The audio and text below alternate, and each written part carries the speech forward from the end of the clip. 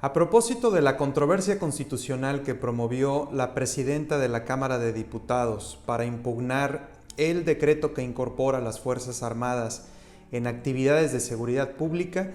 vamos a hacer algunas reflexiones acerca de la legitimación procesal activa de dicha presidenta y también vamos a hacer algunos comentarios respecto de dos precedentes importantes de la Suprema Corte sobre este punto en particular. El artículo 233 del reglamento de la Cámara de Diputados establece en su numeral 1 el procedimiento que se debe seguir para que el Pleno de la Cámara de Diputados apruebe la interposición de una controversia constitucional. Primero, el diputado que esté interesado deberá presentar el proyecto de demanda ante la Junta de Coordinación Política, quien se encargará de recabar un dictamen de la Dirección de Asuntos Jurídicos para posteriormente someterlo al Pleno para que éste lo apruebe por mayoría simple. El numeral 2 de este artículo 233 establece que sin perjuicio de lo dispuesto en los párrafos anteriores, el presidente podrá por sí mismo, en uso de la representación originaria que ostenta de la Cámara en términos de la Ley Orgánica del Congreso General de los Estados Unidos Mexicanos, podrá presentar demanda de controversia constitucional cuando lo estime necesario para defender los intereses de ésta, aún en los periodos de receso. El origen de este numeral 2 es muy interesante, hay que comentarlo, vale la pena destacarlo,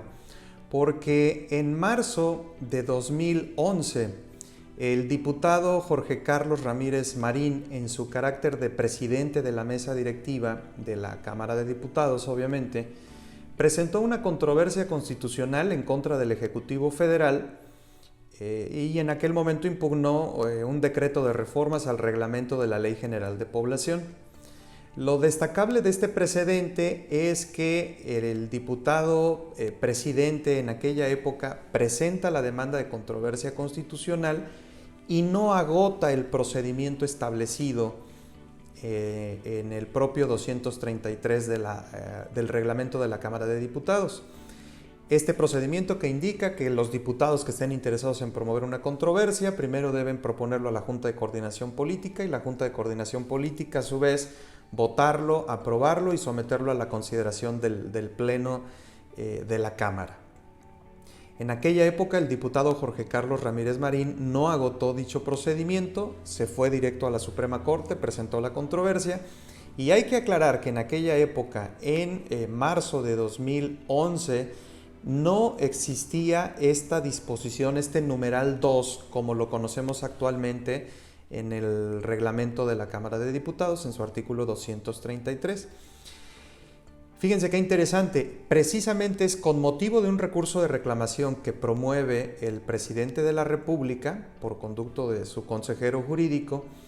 que se advierte en la Suprema Corte que no se ha agotado este procedimiento del 233. Se promueve un recurso de reclamación y la Suprema Corte lo resuelve diciendo, sí es cierto, no se ha agotado ese procedimiento, sin embargo,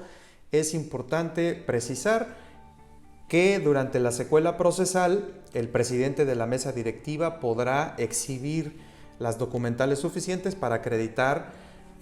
la voluntad del órgano parlamentario, es decir, que contaba con el voto de la mayoría de los integrantes de la Cámara.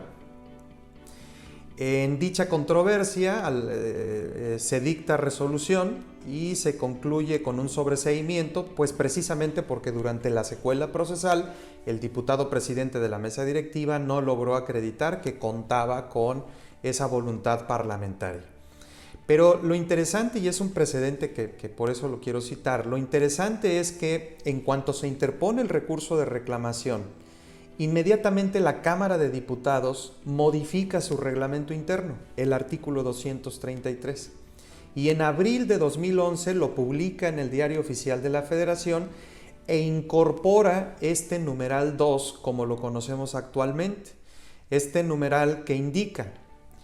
Sin perjuicio de lo dispuesto en los párrafos anteriores, el presidente podrá por sí mismo, en uso de la representación originaria que ostenta de la Cámara, como lo dispone el diverso numeral 23 de la Ley Orgánica del Congreso General, podrá presentar demanda de controversia constitucional cuando lo estime necesario para defender los intereses de ésta, aún en los periodos de receso.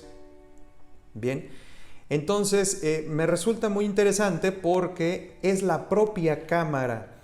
en abril de 2011 la que decide ante este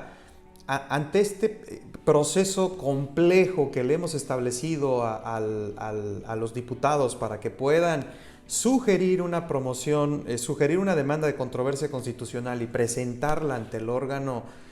judicial, en este caso la Suprema Corte. Bueno, pues vamos a hacer más sencillas las cosas y vamos a otorgarle una facultad expresa al presidente de la mesa directiva para que cuando éste lo determine,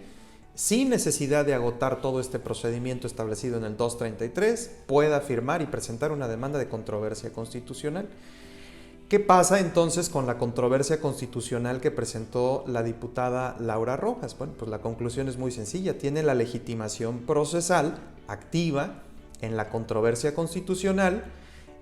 hizo uso de una atribución que le otorga el artículo 233, numeral 2 del reglamento de la Cámara de Diputados,